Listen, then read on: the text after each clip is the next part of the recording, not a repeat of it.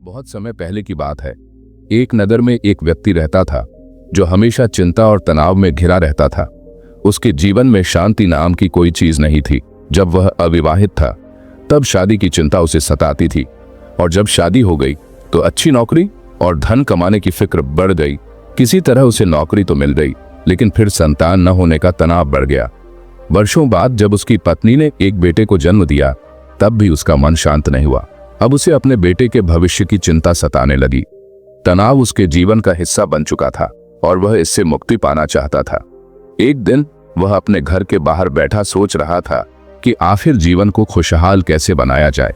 तभी उसने कुछ सन्यासियों को देखा जिनके चेहरे पर शांति और संतोष की झलक थी।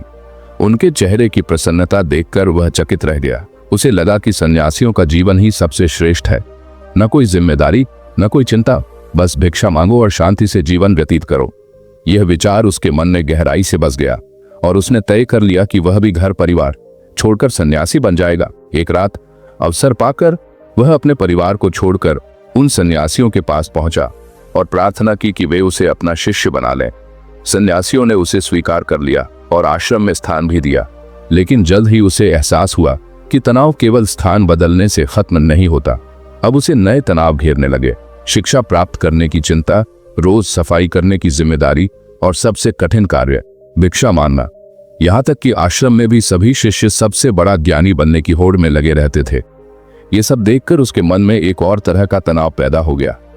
शुरुआत में तो उसने इसे सह लिया, लेकिन धीरे धीरे उसे अपने परिवार की याद सताने लगी। उसे एहसास हुआ कि जिस तनाव से बचने के लिए उसने घर छोड़ा था वही तनाव यहाँ भी था, बस रूप बदल गया था। अंततः उसने निर्णय लिया कि वह सन्यासी जीवन छोड़कर अपने परिवार के पास लौट जाएगा। एक रात जब वह आश्रम छोड़ने ही वाला था तभी गुरुजी ने उसे देख लिया और पूछा, पुत्र, तुम कहाँ जा रहे हो? वह व्यक्ति बोला, गुरुवर, मैंने सोचा था कि सन्यासी जीवन सबसे उत्तम है जहाँ कोई चिंता नहीं होती, लेकिन यहाँ आकर भी मुझे तनाव से मुक्ति नहीं मिली। अब मैं वापस अपने परिवार के पास लौटना चाहता हूँ। गुरुवर के समक्ष खड़े होकर उस व्यक्ति ने अपने मन की सारी बातें कह दी। तब गुरुवर ने मुस्कुराते हुए कहा, पुत्र, तुम अपने घर लौट सकते हो, लेकिन अपनी चिंता और तनाव यहीं छोड़कर जाना। यदि तुम इन्हें साथ लेकर गए तो तुम्हारा यहाँ आने का कोई लाभ नहीं होगा। यह सुनकर व्यक्ति थोड़ा अचंभित हुआ और बोला, गुरुवर, क्या यह संभव है? क्या मैं वास्तव में अपने तनाव को यहीं छोड़ सकता हूँ? गुरुवर ने उत्तर दिया, निश्चय ही, लेकिन उससे पहले तुम्हें एक कार्य करना होगा।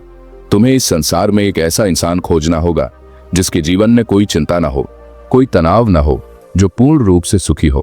जब तुम ऐसा कोई व्यक्ति ढूंढ लाओगे तब मैं तुम्हें चिंता और तनाव से मुक्त होने का उपाय बता दूंगा। गुरुवर की बात सुनकर वह व्यक्ति अत्यंत उत्साहित हुआ और खोज में निकल पड़ा। उसने नगर नगर, गांव गांव भटककर अनेक लोगों से मुलाकात की, लेकिन उसे ऐसा कोई नहीं मिला जो यह कह सके कि उसके जीवन में कोई चिंता या तनाव नहीं है। उल्टा लोग अपनी समस्याओं को बढ़ा चढ़ाकर उसे बताने लगते थे, मानो वे ही सबसे बड़े दुखी हों। कई दिन बीत गए, लेकिन उसे कोई भी ऐसा व्यक्ति नहीं मिला जो निश्चिंत और तनाव मुक्त हो। तभी एक दिन उसकी भेंट एक व्यक्ति से हुई। उस व्यक्ति ने कहा, संसार में केवल एक ही ऐसा इंसान है जिसे कोई चिंता नहीं होती, और वह है एक शराबी। गुरु ने मुस्कुराते हुए कहा, पुत्र, तनाव बाहर की चीज नहीं, यह हमारे मन की अवस्था है। जब तक हम अपने मन को शांत करना नहीं सीखते तब तक कहीं भी शांति नहीं पा सकते। सुख और शांति हमारे भीतर ही है, बाहर नहीं। इस पर वह व्यक्ति तुरंत एक शराबी के पास गया और उससे पूछा, क्या तुम्हारे जीवन में कोई तनाव है? शराबी ने नशे में हंसते हुए कहा, तनाव? यह क्या होता है? मुझे इसकी कोई परवाह नहीं। यह सुनकर वह व्यक्ति बहुत खुश हुआ। उसे लगा कि उसे अब वह इंसान मिल गया है जिसके जरिए वह अपने तनाव से मुक्ति पा सकता है।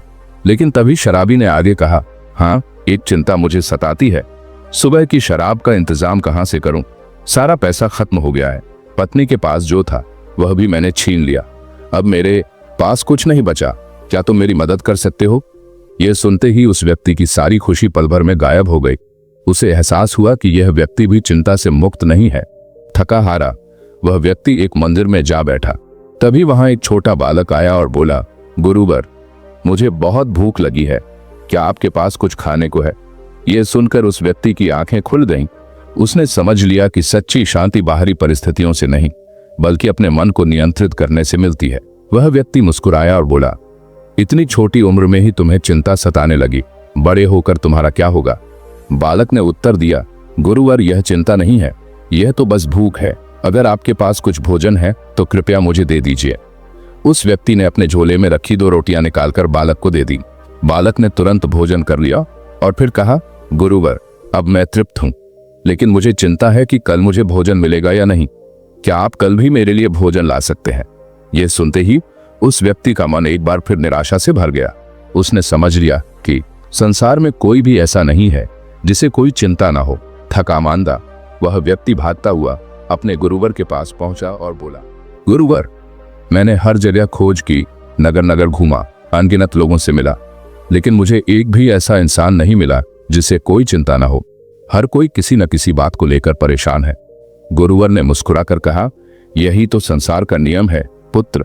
चिंता और तनाव से मुक्त होने के लिए स्थान बदलना जरूरी नहीं, बल्कि अपने मन को बदलना आवश्यक है। जब तक मन को नियंत्रित नहीं किया जाएगा, तब तक तनाव बना रहेगा। सुख और शांति बाहरी चीजें नहीं है, यह हमारे भीतर ही है। हर इंसान किसी न किसी तनाव से जूझ रहा है। जिसके पास धन नहीं, वह धन की तलाश में है, और जिसके पास धन है, वह और अधिक पाने की लालसा में चिंतित है। किसी को प्रेम नहीं मिला तो वह प्रेम चाहता है, और जिसे प्रेम मिला है वह अत्यधिक प्रेम के कारण परेशान है। कुछ लोग बेरोजगारी से दुखी हैं, तो कुछ लोग काम के बोझ से परेशान हैं। जो बीमार हैं वे अपने स्वास्थ्य को लेकर चिंतित हैं, और जो स्वस्थ हैं वे इस डर में जी रहे हैं कि कहीं बीमार न पड़ जाए। हर व्यक्ति किसी न किसी चिंता से घिरा हुआ है।